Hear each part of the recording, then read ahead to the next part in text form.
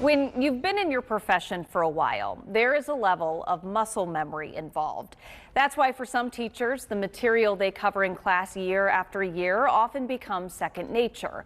But thanks to an experience in Poland last summer, dozens of high school classes across the state, ranging from world history to psychology to English, are teaching lessons on the Holocaust a bit differently this year. I got to sit in on one such class in Guilford County.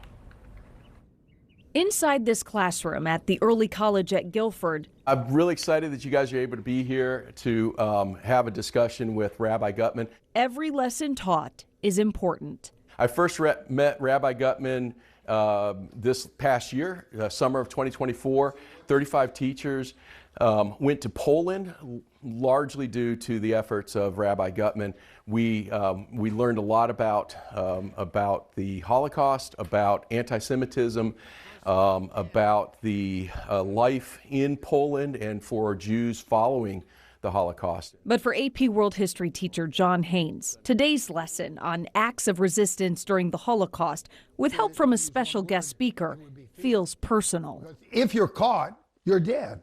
And by the way, if you're caught even as a non-Jewish person helping a Jew, you're dead and your family's dead. So fear is number one.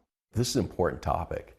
And as the eyewitnesses, the direct eyewitnesses are getting older and passing away, it's going to be up to the new generation to be that witness to what happened in the Holocaust. Last summer, Haynes was one of 36 public school teachers from across the state selected to participate in an intensive week-long course on the Holocaust in Poland at no cost to them. How has your experience helped you? Has it helped you? Well, it has, and events like today are an example of that, because this is not allotted for in my scope and sequence for this course. It's something that needs to be carved out. Going to Poland and having the experience that we had last summer, that's just was motivation for that. Then the ability to share stories and say, when I was there, this is what I saw. The trip was led by retired Greensboro Rabbi Fred Gutman, with the idea that educators who better understand the Holocaust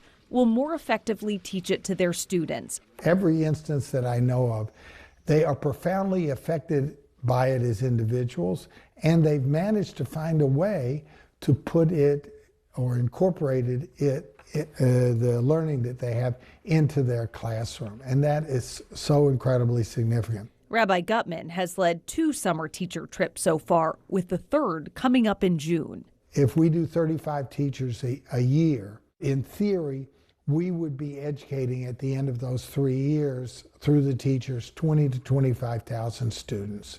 And it just grows like that every year. Shining light on a dark time in history and focusing not only on the murders of 6 million Jews and millions of others during the Holocaust, but also sharing the stories of those brave enough to stand up to evil. What lessons from the Holocaust do you think are most important for young people to remember today? In the face of hatred and in the face of injustice, are you going to be a bystander?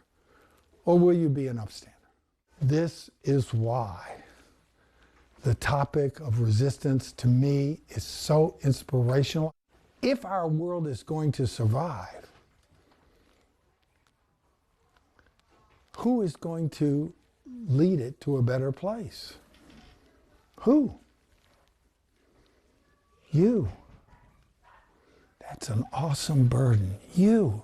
I often tell them, this is stuff I hope you never have to really worry about. But, at some point, you as a human, as they become adults, they need to start thinking about, what would I do if a situation like this arises again? How will I respond? And maybe, not take for granted what they have and understand that it can be lost quickly. The North Carolina General Assembly passed the Gazella Abramson Holocaust Education Act in November 2021, mandating Holocaust education in public middle and high schools. Rabbi Gutman funds the trip to Poland for the teachers through year-round fundraising and generous donations.